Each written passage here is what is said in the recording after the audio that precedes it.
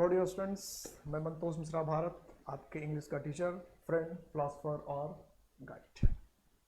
जैसा कि आप लोग सबको पता है कि हम लोग नाउन क्लास अभी कर रहे हैं और उम्मीद कर रहा हूँ कि नाउन क्लास आपको अच्छे से समझ में आ रही होगी। तो पिछली क्लास में जब हमने शुरू किया था एब्स्ट्रैक्ट नाउन, तो आपको एब्स्ट्रैक्ट नाउन मैंने पूरे डिटेल में बताने की कोशिश की थी और मैंने लास्ट क्लास में ये कहा था कि अब ऐसा भी नियम बता सकता हूँ मैं जिससे आप एब्स्ट्रैक्ट नाउन को चुटकियों में पहचान सकते हैं। एब्स्ट्रैक्ट नाउन को चुटकियों में पहचान सकते हैं। जरा आप एक बार एग्जाम्पल जितने कल पिछली क्लास में मैंने दिया है, जिन्होंने पिछली क्लास नहीं देखा हो वो पिछली क्लास जो हमारा उसे जाकर देखे। क्लास वाइज अरेंज किया हुआ है तो कोई दिक्कत किसी को होगी नहीं। अगर आप क्लास नंबर 8 देख रहे हैं, इसका मतलब 7 क्लासेस ऑलरेडी हो चुकी है। तो कोई बात अगर समझने में तकलीफ हो या कोई इस बात को हम कोरिलेट नहीं कर सकते हैं तो इसका मतलब हमें क्या करना चाहिए, पिछले वीडियो को जाकर देखना चाहिए। तो जो हमारे नए बच्चे हैं जो इस वीडियो को पहली बार देख रहे हैं वो हमारे चैनल को लाइक करें, शेयर करें, सब्सक्राइब करें और पिछले वीडियो को भी देखें ताकि उनको बात अच्छी तरह से समझ में आए। तो पिछली क्लास के एग्जाम्पल को अगर हम देखें तो पिछली क्लास के एग्जाम्पल मैंने क्या बताया, जैसे ग्रो है तो ग्रोथ हो गया, मूव है तो मूवमेंट हो गया, रोटेट है तो रोटेशन हो गया, डिस्क्राइब है तो डिस्क्रिप्शन हो गया। यानी वर्ब से एब्स्ट्रैक्ट नाउन बन रहा था। एग्जामिन है एग्जामिनेशन हो गया, टर्मिनेट है टर्मिनेशन हो गया। तो वर्ब से एब्स्ट्रैक्ट नाउन बन रहा था, या ब्रदर से ब्रदरहुड, मदर से मदरहुड, सिस्टर से सिस्टरहुड। तो नाउन से भी एब्स्ट्रैक्ट नाउन बन सकता था। एडजेक्टिव से भी एब्स्ट्रैक्ट नाउन बना, पुअर से पॉवर्टी बनाया, रिच से रिचनेस बनाया, काइंड से काइंडनेस बनाया, वीक से वीकनेस, सॉफ्ट से सॉफ्टनेस, लॉन्ग से लेंथ, वाइड से विड्थ। तो ढेर सारे एब्स्ट्रैक्ट नाउन बनाए। अब सारे एब्स्ट्रैक्ट नाउन को अगर आप ठीक से देखें तो आप ये पाएंगे कि हमारे पास नाउन है तो नाउन से हम एब्स्ट्रैक्ट नाउन बना सकते हैं। अगर हमारे पास वर्ब है तो हम एब्स्ट्रैक्ट नाउन बना सकते हैं, और हमारे पास अगर एडजेक्टिव है तो हम उससे एब्स्ट्रैक्ट नाउन बना सकते हैं। सारे एब्स्ट्रैक्ट नाउन के स्पेलिंग पर अगर आप ध्यान देंगे तो आप देखेंगे कि जितने भी एब्स्ट्रैक्ट नाउन आए उसका सफिक्स क्या है। सफिक्स अगर किसी को समझ में नहीं आता तो आप समझ लें कि सफिक्स उसको कहते हैं जो कि वर्ड के लास्ट में जोड़ा जाता है। जैसे हिंदी में आपने कभी पढ़ा होगा उपसर्ग और प्रत्यय, तो उपसर्ग पहले आता है और प्रत्यय बाद में आता है। इस तरह से इंग्लिश में भी होता है सफिक्स एंड प्रीफिक्स। इनफिक्स भी होता है इंग्लिश में, इनफिक्स भी होता है। तो प्रीफिक्स हुआ जो वर्ड के पहले ऐड होता है, जिसको नहीं पता वो लिख लेंगे। जो पहले आया जैसे पॉसिबल है उसमें इम लगा दिया, इम्पॉसिबल, तो इम्पॉसिबल में इम क्या हो गया, प्रीफिक्स हो गया। MAN मैन है, उसका स्पेलिंग हमने बना दिया MEN मैन, तो ये क्या हुआ, इनफिक्स हुआ, बीच के स्पेलिंग को आपने चेंज किया।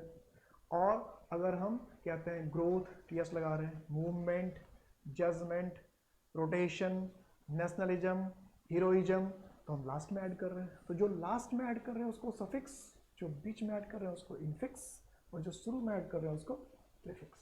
ठीक है, तो ये प्रीफिक्स, सफिक्स, इनफिक्स, ये तीनों वर्ड यूज होते हैं इंग्लिश में। इसका काम होता है किसी वर्ड में ऐड होकर उसके पार्टिसिपल्स को बदल देना या उसके मीनिंग को बदल देना, उसके यूज को बदल देना, यही काम करता है। प्रीफिक्स, सफिक्स, इनफिक्स यूज को बदल देता है, पार्टिसिपल्स को बदल सकता है और सेंस में परिवर्तन ला सकता है। तो जितने भी आपने एब्स्ट्रैक्ट नाउन देखा सबका सफिक्स आपको जनरली क्या मिलेगा, TH, या फिर फूड, या फिर डम, या फिर क्या था TION, या क्या था CE, या फिर कहीं क्या मिलेगा CY, कभी क्या हो सकता है ISM, कभी क्या हो सकता है TY, कहीं पर क्या हो सकता है बिलिटी।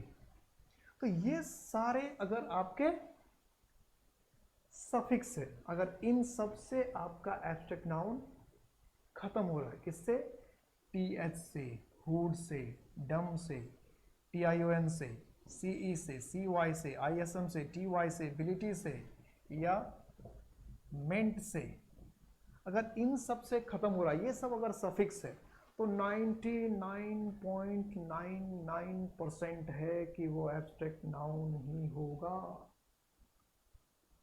तो अगर शॉर्ट ट्रिक से यूं समझ में आ जाए कि एब्स्ट्रैक्ट नाउन, तो क्या दिक्कत, ये मैंने कहा था पिछली क्लास में, चुटकियों में भी समझ सकते हैं, वर्ड देखते भी समझ सकते हैं कि एब्स्ट्रैक्ट नाउन है, बशर्ते कि ध्यान ये रहे कि वर्ड हमारा किससे खत्म हो रहा हो, इन सब से, ये सब सफिक्स हो। अब मैंने कहा 99.9%, तो 99.99% बहुत सक्सेस रेशियो बहुत अच्छा है, क्योंकि अगर 10 क्वेश्चन है तो 10 में अगर 9 सही हो जाए हमारा चुटकियों से, तो इतनी मेहनत हम क्यों करें। और 10 में से 9 सही होना क्या है, अपने आप में बहुत कुछ है। तो देखना ये है कि ये सारे अगर खत्म हो रहे लास्ट में सफिक्स है, तो वो आपका एब्स्ट्रैक्ट नाउन ही होगा। सारे एग्जाम्पल आप देख लीजिए, इसमें से कोई ना कोई आ ही रहा होगा, तो वो सारे के सारे एब्स्ट्रैक्ट नाउन। अब कोई बदमाशी भी कर सकता है। बदमाशी करने वाला क्या बदमाशी कर सकता है कि कोई कह देगा कि भाई आप कह रहे हैं कि पॉलिसी, तो पॉलिसी में तो सी वाई है, ये एब्स्ट्रैक्ट नाउन है क्या? ना, पॉलिसी तो काउंटेबल नाउन है, कॉमन नाउन है। तो आप क्या कहेंगे, भाई पॉलिसी में सी वाई सफिक्स थोड़ी है, पॉलिसी में तो कोई सफिक्स ही नहीं है, पॉलिसी तो अपने आप में एक वर्ड है। हम तो बात कर रहे हैं कि सी वाई अलग से लगे। जैसे हम कहते हैं सफिशियंट, तो क्या होगा सफिशियंसी। हम कहते हैं एफिशिएंट, तो क्या होगा एफिशिएंसी। हम कह रहे हैं प्रोफिशिएंट, तो क्या होगा प्रोफिशिएंसी। हम कह रहे हैं एबल, एबिलिटी। हम कह रहे हैं कैपेबल, कैपेबिलिटी। तब तो होगा टी वाई या B I L I T Y या आई एस एम, ये सफिक्स की तरह जुड़ेगा। तब तो हम कह रहे हैं नेशनल, तो कहा नेशनलिज्म। तो आई एस एम हमने जोड़ा, हमने कहा हीरो, तो हीरोइज्म। फासिस्ट, तो फासिस्ट में कहा फासिज्म, इंडियनिज्म। तो सफिक्स की तरह जुड़ा हुआ होना चाहिए, है ना। छुटकियों में बन गया ना। तो कोई बहुत डिफिकल्ट चीज़ नहीं एब्स्ट्रैक्ट नाउन को पहचाने। या तो आप एकदम टेक्निकली एकदम दिमाग लगा के स्टेप बाय स्टेप करके पहचाने तो भी ठीक है, स्टूडेंट को पहचानना चाहिए, दिमाग लगाना आना ही चाहिए, और साथ साथ शॉर्ट ट्रिक भी आना चाहिए, तो शॉर्ट ट्रिक भी बता ही दिया। और ये 99% केस में सक्सेसफुल होगा, तो डाउट करने की इसमें कोई बात ही नहीं है। तो ये सारे के सारे क्या है, एब्स्ट्रैक्ट नाउन से खत्म करते हैं। कितने हैं, 2 4 6 8 9 10। तो ये 10 और भी सभी हो सकते हैं, लेकिन ये 10 जो है जनरली यही बार बार होते हैं। तो ये 10 अगर आपका ध्यान रह जाएगा तो आपका काम एब्स्ट्रैक्ट नाउन का बनता रहेगा, बन ही जाएगा। शायद ही कभी आपको क्या हो, कोई तकलीफ हो। समझ में आ गई बात। तो इनको ध्यान में रखना। एक वर्ड इसमें और आप ध्यान रखें तो और अच्छी बात है, शिप। शिप कैसे, जैसे हम कहते हैं फ्रेंड, नाउन है, तो फ्रेंड से क्या बन गया, फ्रेंडशिप। वैसे शिप अपने आप में एक वर्ड, इसका मतलब जहाज होता है, तो वो सफिक्स नहीं, वो अपने आप में वर्ड है। हमने कहा इसे फ्रेंड, तो फ्रेंडशिप, ठीक है। तो किनशिप, रिलेशनशिप, ये सारे क्या हो जाएंगे, एब्स्ट्रैक्ट नाउन हो जाएंगे। तो ये सारे अगर आपके सफिक्स हैं तो आप समझ लीजिए कि आपका वर्ड क्या है, एब्स्ट्रैक्ट नाउन है। अब जो हमारे नेक्स्ट इंपॉर्टेंट चीज है वो है कि एब्स्ट्रैक्ट नाउन से कॉमन एरर कैसे आएगा। तो कॉमन एरर तो आपने देखा ही था पिछली क्लास में, लेकिन उसको सॉल्व करने के लिए हमारे पास कॉमन एरर का फीचर पता होना चाहिए। How to use abstract noun का, तो how to use an abstract noun हमें पता होना चाहिए। तो एब्स्ट्रैक्ट नाउन का अगर फीचर पता होगा, हाउ टू यूज पता होगा, तो एब्स्ट्रैक्ट नाउन हम बना ही देंगे, क्या दिक्कत है। तो हमें सबसे पहले देखना चाहिए एब्स्ट्रैक्ट नाउन के सैलिएंट फीचर्स, मतलब हाउ टू यूज। क्या देखना चाहिए, हाउ टू यूज, कि इसको यूज कैसे करते हैं। उसी यूज में प्रॉब्लम होगी। तो यूज को मैंने पिछली क्लास में भी क्या लिखा, हर क्लास में क्या लिखा, सैलिएंट फीचर्स। सैलिएंट का मतलब क्या बता रखा है, एसएससी में आया भी हुआ है, इंपॉर्टेंट। और फीचर्स का मतलब क्वालिटी। तो हम देखते हैं कि एब्स्ट्रैक्ट नाउन के इंपॉर्टेंट क्वालिटीज क्या है, एब्स्ट्रैक्ट नाउन को कैसे यूज करते हैं, और किसी भी नाउन को कैसे यूज करते हैं। इसका सिंपल 3 मतलब होता है। क्या, कि उस नाउन के साथ आर्टिकल कैसा होगा, उस नाउन में एस और यस लगेगा कि नहीं, मतलब उस नाउन का सिंगुलर फॉर्म प्लूरल फॉर्म क्या होगा, और उस नाउन का वर्ब कैसा होगा। तो इसका मतलब है कि अगर आप नाउन के बेसिक गलती को कभी भी, किसी नाउन के गलती को देखते ही अगर बना लेना चाहते हैं, तो 3 चीजों पर ध्यान दीजिए। नाउन है तो उसके आर्टिकल को कंसीडर कीजिए, नाउन है तो उसके सिंगुलर और प्लूरल फॉर्म को कंसीडर कीजिए, और अगर नाउन है तो आप उसके वर्ब को चेक कीजिए। अगर ये 3 पॉइंट्स आपके दिमाग में रहे तो नाउन की गलती छूटना पॉसिबल है या नहीं, छूटेगा कि नहीं, सोचिए। तो आपको क्या करना है, क्या देखना है कि अगर नाउन है तो आर्टिकल आना चाहिए, आया या नहीं, नाउन है तो कहीं प्लूरल होना चाहिए, सिंगुलर तो नहीं हो गया, या उसका वर्ब सिंगुलर होना चाहिए, प्लूरल तो नहीं हो गया, और प्लूरल है कहीं सिंगुलर तो ना हो गया। हम लोग क्या करते हैं कि कुछ कंसिडर नहीं करते हैं, नाउन है जो आर्टिकल लगा के दे दिया वही ठीक, नाउन है जैसा फॉर्म दे दिया, सिंगुलर दे दिया तो भी ठीक, प्लूरल दे दिया तो भी ठीक, नाउन है तो उसमें वर्ब सिंगुलर दे दिया तो भी ठीक, प्लूरल दे दिया तो भी ठीक। समझ में आ गई बात? तो हमें ऐसा नहीं करना है, हमें नाउन को हमेशा चेक करना है, तो उसका वर्ब कैसा होगा, उसका आर्टिकल कैसा होगा, उसका सिंगुलर और प्लूरल फॉर्म कैसा होगा। तो यही चीज हमें देखना है एब्स्ट्रैक्ट नाउन में भी कि एब्स्ट्रैक्ट नाउन का आर्टिकल से क्या रिलेशन है। तो फटाफट हम पहला फीचर लिखेंगे कि articles are not used with N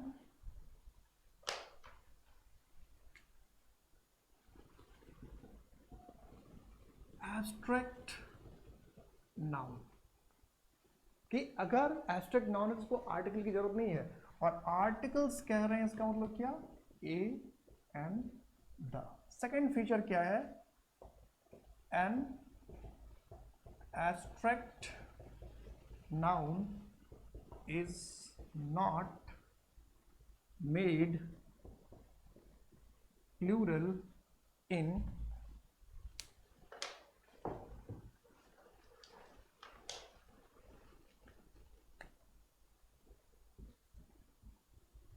general sense. और थर्ड फीचर है an abstract noun takes a singular verb in a general sense.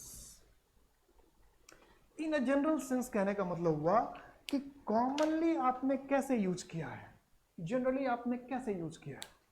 तो अगर किसी भी एब्स्ट्रैक्ट नाउन का इस्तेमाल सामान्य तौर पे हुआ है, सामान्य तौर पर हुआ है, इसका कहने का मतलब हुआ सामान्य अर्थों में हुआ है। जैसे कि बताते हैं ईमानदारी एक अच्छी नीति है, ईमानदारी जनरल सेंस में कोई खास तो नहीं है। हम कहते हैं जिंदगी ने सबको परेशान कर रखा है, तो इसका मतलब जिंदगी सबकी बात हो रही है, इन जनरल सबकी बात हो रही है। क्या मौत ने किसी को नहीं बख्शा है। कहते सुंदरता जो है वह धन से ज्यादा लुभावनी होती है। तो जब हम इस तरह की बात कर रहे हैं तो सब में एब्स्ट्रैक्ट नाउन का इस्तेमाल कर रहे हैं, लेकिन ये जो एब्स्ट्रैक्ट नाउन है ये आमतौर पर सामान्य अर्थ में इस्तेमाल हुआ है। इसका मतलब एब्स्ट्रैक्ट नाउन एक ऐसा नाउन है जिसको आर्टिकल से, प्लूरल फॉर्म से, प्लूरल वर्ब से परहेज है। तो जिस नाउन को इंसान ने नहीं देखा आज तक, उस नाउन के साथ आर्टिकल भी नहीं दिखना चाहिए। तो जिस नाउन तक इंसान ही नहीं पहुंच पाया, उस नाउन तक आर्टिकल को नॉर्मली पहुंचने की इजाजत नहीं, क्योंकि हमें दिखता ही नहीं है। एब्स्ट्रैक्ट नाउन क्या है, फॉर्मलेस है, तो इसके साथ आर्टिकल भी नहीं दिखना चाहिए, इसके साथ प्लूरल फॉर्म भी नहीं दिखना चाहिए, इसके साथ प्लूरल वर्ब भी नहीं चलना चाहिए। लेकिन कब जब ये सामान्य तौर पे इस्तेमाल हुआ। तो आप ये बात समझिए कि दो नाउन ऐसे कम से कम आपके पास हो गए, या थ्री नाउन आप तो कह सकते हैं, कि proper noun, collective noun, material noun. और इस नाउन को भी अगर आप इंक्लूड करें, अभी ये खत्म नहीं हुआ इसलिए इसको मैंने लिया, अब इस नाउन को भी अगर इंक्लूड करो तो फोर नाउन्स आपके पास ऐसे हैं इसको नॉर्मली सामान्य सेंस में, सामान्य अर्थ में आर्टिकल की जरूरत नहीं पड़ती, प्लूरल फॉर्म की जरूरत नहीं पड़ती, प्लूरल वर्ब की जरूरत नहीं पड़ती। तो आपको ध्यान रखना पड़ेगा कि आपके पास अगर एब्स्ट्रैक्ट नाउन है तो आप आर्टिकल से बच जाइए। लिखा हुआ है ना, articles are not use with an abstract noun, कि अगर हमारा नाउन एब्स्ट्रैक्ट नाउन है तो उससे आर्टिकल नहीं चाहिए, अगर हमारा नाउन एब्स्ट्रैक्ट नाउन है तो उससे आर्टिकल नहीं चाहिए। दूसरा क्या कह रहे हैं, an abstract noun is not made plural in general sense, किसी सामान्य अर्थ में अगर इस्तेमाल हुआ है तो एब्स्ट्रैक्ट नाउन को प्लूरल भी नहीं बनाना है। ठीक है, सामान्य अर्थ में इस्तेमाल हुआ तो एब्स्ट्रैक्ट नाउन को प्लूरल भी नहीं बनाना है। और कह रहा है an abstract noun takes a singular verb in a general sense, कि सामान्य अर्थ में अगर आपने इस्तेमाल किया है तो उसका वर्ब भी हमेशा क्या होगा, सिंगुलर। इसका मतलब एब्स्ट्रैक्ट नाउन नॉर्मली बिना आर्टिकल के इस्तेमाल होता है, नॉर्मली प्लूरल फॉर्म्स का इस्तेमाल नहीं होता है, और नॉर्मली इसका वर्ब सिंगुलर होता है। क्लियर हो गया? अब इसको एग्जाम्पल से समझते हैं।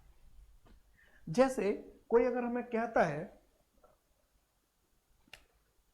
The death has spared none. अब ये क्वेश्चन हमें दिया गया और A B C D option दिया गया हमें, ए बी सी और डी। अब हमें बताना है कि यह सेंटेंस सही है या गलत है। तो इस सेंटेंस में गलती है। क्या गलती है कि इस सेंटेंस में डेथ का इस्तेमाल हमने क्या किया, नॉर्मल सेंस में। स्पेयर का मतलब क्या था, बख्शना, माफी देना। तो मौत ने आज तक किसी को नहीं बख्शा, मौत ने आज तक किसी को नहीं बख्शा। इस सेंटेंस में मौत जो है वो एक एब्स्ट्रैक्ट नाउन है और सामान्य सेंस में इस्तेमाल होता है, क्योंकि मौत को हम देखते नहीं, सिर्फ एहसास कर सकते हैं। तो मौत एब्स्ट्रैक्ट नाउन है और इसका इस्तेमाल भी क्या हुआ, बिल्कुल सामान्य सेंस में हुआ है। तो इसलिए इसको नो आर्टिकल्स, किसी भी आर्टिकल की जरूरत नहीं थी। तो आपने जो दे लिखा, दा लिखा हमने, इसके साथ जो दा लिखा, ये क्या था, गलत था। ठीक है। अगर हम ये लिखते हैं the life is full of ups and downs, तो कुछ लोग, मैंने क्या कहा था, इसी को गलत करके आ जाते हैं। अप्स एंड डाउन्स गलत समझ लेते हैं कि अप्स एंड डाउन्स को लिखना क्या है, गलत है। लेकिन अप्स एंड डाउन्स एक क्या है, इडियम है, जिसका मतलब होता है उतार चढ़ाव। अप्स एंड डाउन्स का मतलब क्या है, उतार चढ़ाव। तो अप्स एंड डाउन्स में कोई वर्ड गलत नहीं है। अप्स एंड डाउन्स में कुछ लगता है अप मैच लगा दिया, डाउन मैच लगा दिया, तो प्रीपोजिशन मैच लगा दिया, हो सकता है प्रीपोजिशन मैच लगा दिया, तो ये क्या है, ये गलत है। लेकिन ऐसा नहीं है। तो अप्स एंड डाउन्स जब हम लिखते हैं तो ये अप्स एंड डाउन्स इडियम था, इसमें गलती ढूंढने की जरूरत नहीं है। लेकिन लोगों को लगता है कि एस लगा दिया है तो यही क्या होगा, गलत होगा। तो the life is full of ups and downs, कि जीवन उतार चढ़ाव से भरा हुआ है, जीवन उतार चढ़ाव से भरा हुआ है। और इसमें लाइफ का इस्तेमाल हमने क्या किया है, नॉर्मल सेंस में इस्तेमाल किया है, जनरल सेंस में इस्तेमाल किया है। इसलिए इस लाइफ को किसी भी आर्टिकल की जरूरत नहीं है। इस लाइफ को किसी भी आर्टिकल की जरूरत नहीं है। तो अगर कोई भी एब्स्ट्रैक्ट नाउन नॉर्मल सेंस में इस्तेमाल हुआ है, जनरल सेंस में इस्तेमाल हुआ है, तो उससे आर्टिकल की जरूरत नहीं है। तो आपको 2 क्वेश्चन का जवाब मिल गया। जो मैंने इससे पिछली क्लास में 6 या 7 क्वेश्चंस लिखे थे, उसमें से 2 का जस्ट क्वेश्चन जवाब हो गया, 2 का लॉजिकल जवाब हो जाएगा। आप क्या आंसर देंगे कि जो चीज़ फॉर्मलेस है, जिसको सिर्फ हम एहसास कर सकते हैं, मौत है, जिंदगी है, ब्यूटी है, ऑनेस्टी है, ये सब एहसास करने की चीज़ है, ये सब फॉर्मलेस है। और इसका इस्तेमाल जब नॉर्मल सेंस में होगा, जनरल सेंस में होगा, तो इसको किसी भी आर्टिकल की जरूरत नहीं है, ना द की जरूरत है, ना ए की जरूरत है, ना एन की जरूरत है। सिंपल सी बात है। तो सेंटेंस में क्या होता है कि हम वर्ड को पहचानने की कोशिश नहीं करते। अगर आपको हमेशा ध्यान रखिएगा सेंटेंस में कि जो 10, 12, 15 वर्ड्स याद उसमें यूज किए हुए हैं, उसमें आप ये पहचानने की कोशिश में कौन सा वर्ब है, कौन सा नाउन है, कौन सा प्रीपोजिशन है, कौन एडवर्ब है, फिर गलती अपने आप समझ में आने लगती है। हम क्या करते हैं, ये सब पहचानते ही नहीं है। एक इंसान का शरीर है, इस शरीर में अगर कोई प्रॉब्लम होती है तो हम जिस शरीर में प्रॉब्लम है उसके स्पेशलिस्ट के पास जाते हैं। आंखों का डॉक्टर है तो आंखों के डॉक्टर से इलाज कराते हैं आंखों पे। नाक की प्रॉब्लम तो नाक के डॉक्टर के पास ही जाएंगे, हार्ट की प्रॉब्लम तो हार्ट के डॉक्टर के पास जाएंगे। ये नहीं कि हमारा शरीर हम किसी डॉक्टर के पास चले।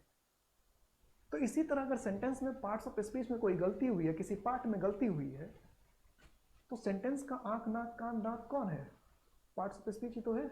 मतलब नाउन, प्रोनाउन, एडजेक्टिव, यही तो उसके हाथ पैर जो भी हैं सो है। तो गलती इसी में कहीं ना होगी। तो आपको ढूंढना तो यही चाहिए ना, सबसे पहले पहचानना तो चाहिए कि जितने भी पार्ट्स ऑफ स्पीच यूज हुए हैं उसमें कौन नाउन है, कौन वर्ब है, कौन सा टेंस है, कौन सा वॉइस है, कौन सा प्रीपोजिशन का इस्तेमाल किया गया है। तो उसके बाद एक्टिव वॉइस में सेंटेंस है कि पैसिव वॉइस में सेंटेंस है, प्रेजेंट टेंस में सेंटेंस, प्रेजेंट इंडेफिनिट में कि प्रेजेंट कॉन्टिन्यूअस में कि प्रेजेंट परफेक्ट में, जो यूज किया गया वो नाउन है कि प्रीपोजिशन है कि एडवर्ब है कि कंजंक्शन है, तभी तो उसकी गलती हम ढूंढ पाएंगे। हम ऐसा ढूंढने की कोशिश नहीं करते। तो आप हमेशा कोशिश कीजिएगा सेंटेंस में पहचानने की आर्टिकल किधर है, एडजेक्टिव किधर है, प्रोनाउन किधर है, वर्ब किधर है, नाउन किधर है, फिर अपने आप गलती समझिए। एक स्टेप जैसे पूरा होगा, दूसरा स्टेप अपने आप समझ, जैसे समझ में आ गया कि नाउन है तो आपको फिर गलती ढूंढना मुश्किल नहीं रहेगा। फिर आप देखेंगे आर्टिकल देखेंगे, उसके साथ वर्ब चेक करेंगे, उसका सिंगुलर प्लूरल फॉर्म चेक करेंगे, अपने आप गलती समझ में आ जाएगी। ठीक है। तो एक क्वेश्चन मैंने इसमें और लिख रखा था, अगर आपको ध्यान हो तो ऐसा क्वेश्चन मैंने दिया होगा जो प्रीवियस ईयर का आया हुआ सीडीएस का क्वेश्चन है, the beauty attracts more than gold.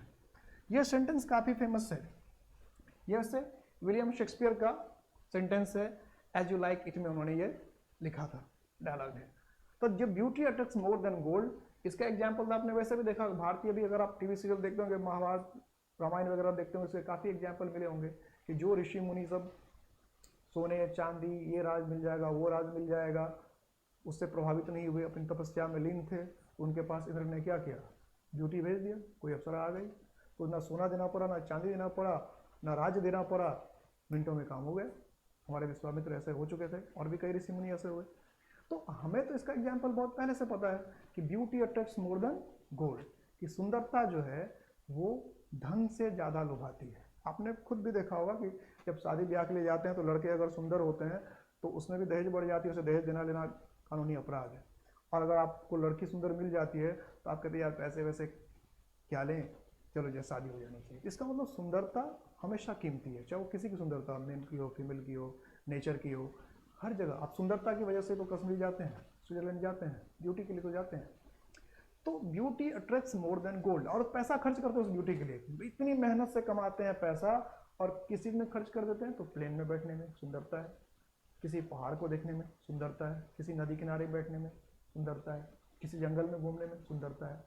तो ब्यूटी देखने में आप जो मेहनत से कमाया हुआ धन है उसे भी क्या करते हैं, खर्च कर देते हैं। इसलिए कहा गया है कि beauty attracts more than gold, कि सुंदरता जो है वो पैसे से ज़्यादा लुभाती है। तो यहाँ सुंदरता क्या है, एब्स्ट्रैक्ट नाउन है, और यह जनरल सेंस में इस्तेमाल किया गया है। तो जनरल सेंस में इस्तेमाल किया गया तो इसको किसी आर्टिकल की जरूरत नहीं है। और गोल्ड क्या, मटेरियल नाउन है, धन, तो वैसे भी गोल्ड के साथ किसी आर्टिकल की जरूरत नहीं, आप मटेरियल नाउन में पढ़ चुके हैं, मटेरियल नाउन को नॉर्मली आर्टिकल नहीं चाहिए। तो एब्स्ट्रैक्ट नाउन को भी नॉर्मली आर्टिकल नहीं चाहिए और मटेरियल नाउन को भी आर्टिकल नहीं चाहिए। लोग उल्टा करते हैं कि ब्यूटी के पहले दा लगा रहता है इसलिए गोल्ड में भी दा लगा के चले आते हैं। लोग का मतलब हमारे स्टूडेंट ऐसा करते हैं, और कभी कभी एरर बनाने वाले टीचर भी कहते हैं बहुत अच्छा किया, वेल डन। ऐसा नहीं है, ब्यूटी के साथ आर्टिकल नहीं आना चाहिए था, गोल्ड के साथ आर्टिकल नहीं आना चाहिए था, गोल्ड के साथ आर्टिकल नहीं आया ठीक है, ब्यूटी के साथ आर्टिकल आ गया था, यही इसकी गलती थी। समझ में आ गई बात, अब तो कोई दिक्कत नहीं। तो कोई भी अगर मटेरियल नाउन है तो उसके साथ हमें आर्टिकल लगाए, सॉरी एब्स्ट्रैक्ट नाउन है तो उसके साथ हमें आर्टिकल लगाने की जरूरत नहीं है। मटेरियल नाउन बार बार इसलिए आ जाता है, कभी मटेरियल नाउन पिछली क्लास में खत्म हुआ है तो मटेरियल नाउन बार बार आ जाता है। तो मटेरियल नाउन को भी आर्टिकल की जरूरत नहीं है और एब्स्ट्रैक्ट नाउन को भी आर्टिकल की जरूरत नहीं है। सेकंड क्या था कि अगर हम नॉर्मल बात करते हैं तो एब्स्ट्रैक्ट नाउन को हमें प्लूरल बनाने की भी जरूरत नहीं है। जैसे अगर हमने ये कहा, अगर कोई कहेगा काइंडनेस आर अ वर्च्यू, अब ये सेंटेंस सही है कि गलत है? एक काइंडनेस एक गुण है, काइंडनेस एक गुण है, अब ये सेंटेंस सही है या गलत है, जवाब दीजिए। तो काइंडनेस आर अ वर्च्यू अगर कोई कह रहा है तो नॉर्मली किसी को लग सकता है कि चलो इसमें एस है, इसमें एस है, दो एस है, यानी ये प्लूरल है तो इसमें आर लगा दिया तो ठीक है। जैसे कोई अगर सेंटेंस कोई कहता है बॉयज आर प्लेइंग, तो बॉयज आर प्लेइंग तो सही है, बॉय में एस है इसलिए आर लगा दिया, लेकिन काइंडनेस में भी एस है इसमें आर लगा दिया तो ये सही नहीं है, क्योंकि भले काइंडनेस भी पार्ट्स ऑफ स्पीच है, बॉयज भी पार्ट्स ऑफ स्पीच है। बॉयज हमारा कॉमन नाउन है, काउंटेबल है, इसमें एस लगा, ये प्लूरल हुआ इसलिए ये सेंटेंस ठीक है। लेकिन काइंडनेस में भी एस है और कोई तो कहेगा आहा बॉयज में एक एस था तो आपने आर लगाया, काइंडनेस में तो दो दो एस है, इसमें तो लगना ही चाहिए। ऐसा है क्या? तो ऐसा नहीं है कि एस है, एक ऐसा तो लग गया, दो ऐसे तो क्यों नहीं लगेगा। तो बात क्या हुई कि इसमें एस है, ये कॉमन नाउन है, काउंटेबल नाउन है, तो ये प्लूरल इसलिए आर लगा। काइंडनेस में भी एस है, दो दो एस है, लेकिन ये एब्स्ट्रैक्ट नाउन है और ये काउंटेबल नहीं है, ये सिंगुलर है।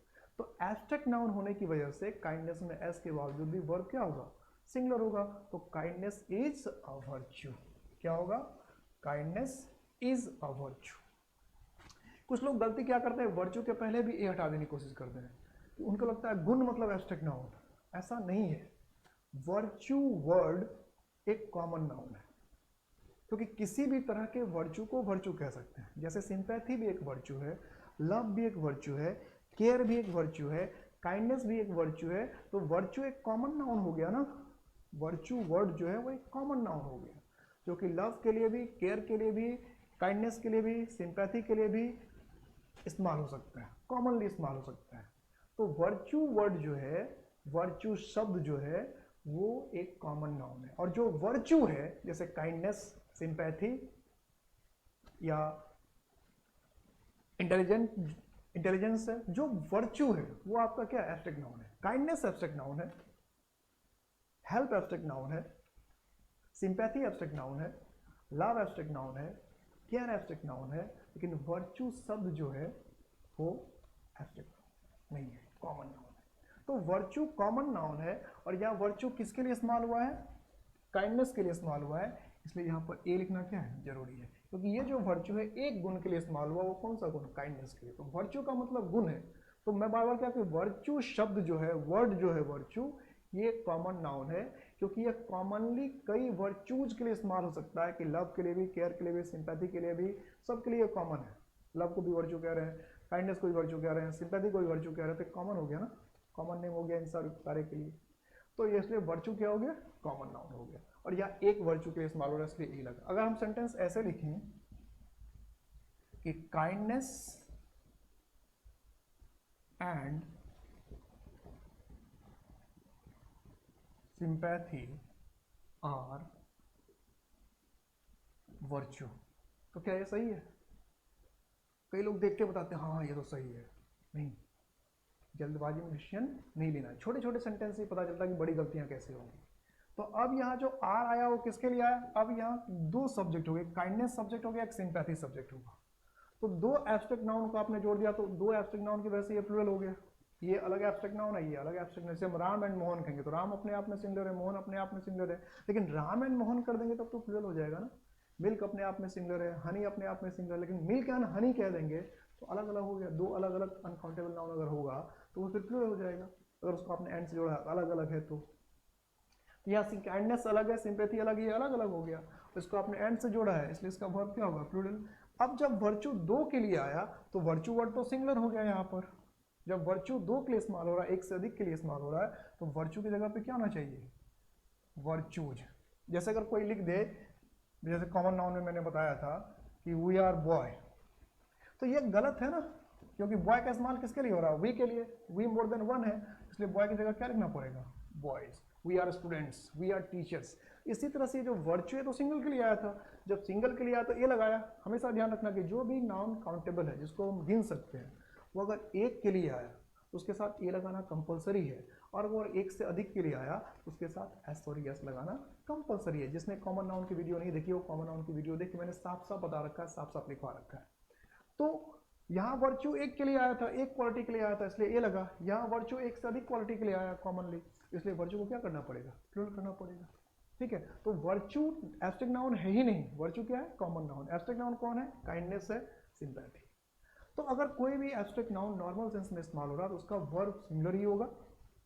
वर्ब भले उसमें एस लगा हो या ना लगा हो, इससे कोई फर्क नहीं पड़ता, और उसे नॉर्मली प्लूरल बनाने की जरूरत नहीं है। जैसे अगर हम ये लिखें कि my father has a lot of sympathies for the poor, कि my father had a lot of sympathies for the poor, कि मेरे पिताजी के दिल में या मेरे पिताजी में गरीबों के लिए ढेर सारी सहानुभूति है, ढेर सारी सहानुभूति है। तो ढेर सारी सहानुभूति हमने क्या दिया, a lot of, लेकिन इंग्लिश में सिंपैथीज नहीं होगा। सिंपैथी क्या, सहानुभूति। एब्स्ट्रैक्ट नाउन है, इसे प्लूरल बनाने की जरूरत नहीं है, तो इसकी जगह पे क्या लिखना पड़ेगा, सिंपैथी। क्या लिखना पड़ेगा, सिंपैथी। अगर आपके पास ढेर सारा प्यार, तो ढेर सारा प्यार अगर कह रहे हैं तो ए लॉट ऑफ क्या कहना है, लव कहना है। ढेर सारा प्यार, तो ढेर सारा तो ए लॉट ऑफ हो गया, तो लव को लव्स करने की जरूरत नहीं है। ये नहीं लिख दिया कि ए लॉट ऑफ loves, ये नहीं होगा, ए लॉट ऑफ लव्स। तो जो एब्स्ट्रैक्ट नाउन है वो कम है या ज़्यादा है तो उसे प्लूरल या बनाने की जरूरत नहीं, ज़्यादा हो गया तो उसे प्लूरल बना दे, ऐसा नहीं है। तो क्या क्या ध्यान रखना है कि एब्स्ट्रैक्ट नाउन अगर है, एब्स्ट्रैक्ट नाउन अगर है तो उससे नॉर्मल सेंस में आर्टिकल नहीं चाहिए, एब्स्ट्रैक्ट नाउन को नॉर्मल सेंस में प्लूरल वर्ब नहीं चाहिए, और एब्स्ट्रैक्ट नाउन को नॉर्मल सेंस में प्लूरल बनाने की भी जरूरत नहीं है। और नॉर्मल सेंस कहने का मतलब सामान्य अर्थ में इस्तेमाल होना, जनरल सेंस में इस्तेमाल करके जिंदगी इम्तहान लेती है, मौत बड़ा दुखद होता है, जिंदगी चल रही है, ईमानदारी एक अच्छी नीति है। तो ऐसे सेंस में हम एब्स्ट्रैक्ट नाउन के साथ आर्टिकल का इस्तेमाल करना या प्लूरल फॉर्म का इस्तेमाल करना बिल्कुल गलत है। तो जो 6 क्वेश्चंस मैंने लिखे थे उसमें सबका जवाब आ गया। उस 6 क्वेश्चन में से 2 का जवाब तो मैंने एग्जाम्पल से ही दे दिया है, एग्जाम्पल में कर दिया।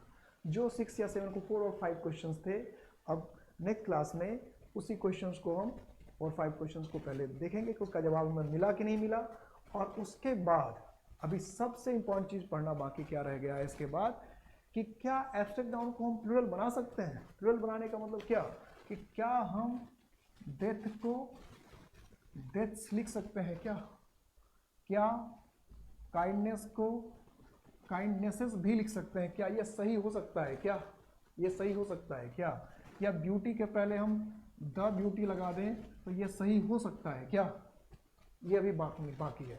और आप ये जाने कि ये सब भी संभव है, डेथ भी हो सकता है, काइंडनेसेस भी हो सकता है, ब्यूटी के साथ द भी लग सकता है। तो आपका सवाल यही होगा कि अभी तो ब्यूटी के साथ द हटाया, अब ब्यूटी के साथ द क्यों लगाएंगे, काइंडनेस को कहा आपने प्लूरल नहीं होता, काइंडनेस प्लूरल कैसे होगा। तो सबके कंडीशंस है, कुछ उसको कहते हैं एक्सेप्शनल केस। तो अब हमें एक्सेप्शनल केस देखना बाकी है कि नॉर्मल सेंस में तो नहीं होता, लेकिन वो कौन सा ऐसा केस है, क्या ऐसा होता है कि ब्यूटी के पहले द लग जाता है, क्या ऐसा होता है कि डेथ के पहले द लग सकता है या डेथ मैस लग सकता है, या क्या ऐसा होता है कि काइंडनेस के पहले द लग सकता है, काइंडनेसेस ऐसे होता क्या है, ये समझना अभी बाकी। ये नहीं कह रहा हूं कि हमेशा होता है, लेकिन कुछ कंडीशंस ऐसे हैं जहां है होता है। और एग्जाम वाला जानबूझकर क्या करता है कि जिस सेंटेंस में काइंडनेसेस सही है वो पूछ देता है, उसको पता है कि आप काइंडनेसेस देखते ही टिक कर देंगे, गलत ये हो नहीं सकता, उसको पता है कि ब्यूटी में द देखते ही आप क्या करेंगे, गलत कर देंगे। तो वो ऐसे सेंटेंस जानबूझकर बनाता है जहाँ पे ब्यूटी के साथ द सही है, काइंडनेसेस में यह सही है, और आप धोखा खा जाते हैं। तो दिमाग में ये मत रखिएगा हमेशा कि काइंडनेस कभी काइंडनेसेस हो नहीं सकता, क्योंकि मैंने हमेशा ये कहा था इसलिए कि नॉर्मल सेंस में इसका मतलब एबनॉर्मल सेंस कुछ बाकी है जहाँ पे काइंडनेसेस हो सकता है, जहाँ पे डेथ हो सकता है, जहाँ पे द लग सकता है। तो अगली क्लास में हमें यही सीखना है, इस चीज़ को हम लोग कहते हैं एक्सेप्शनल केसेस। अभी हम लोग नॉर्मल यूज पढ़ रहे थे, अब एब्स्ट्रैक्ट नाउन के एक्सेप्शनल केसेस पढ़ेंगे, फिर उससे जो क्वेश्चन बनते हैं उसे देखेंगे, फिर हमारा एब्स्ट्रैक्ट नाउन खत्म हो जाएगा, फिर नाउन के हम क्वेश्चंस बनाना शुरू करेंगे। तो अगर आपको क्लास पसंद आ रही है, अगर मेरी बात आपको समझ में आ रही है, अगर आपको बात अच्छी लग रही है, आपको लगता है कि मैं काम की चीज़ें पढ़ा रहा हूँ, तो आप क्या करें, लाइक करें, शेयर करें, सब्सक्राइब करें, अधिक से अधिक लोगों तक, अधिक से अधिक स्टूडेंट तक इस वीडियो को पहुंचने दें, ताकि उनको भी क्या हो, फायदा हो, उनका भी भला हो, और आप लोग भी इंजॉय कीजिए। तो मिलते हैं हम लोग नेक्स्ट क्लास में एब्स्ट्रैक्ट नाउन के एक्सेप्शनल केस लेकर। Till then take care.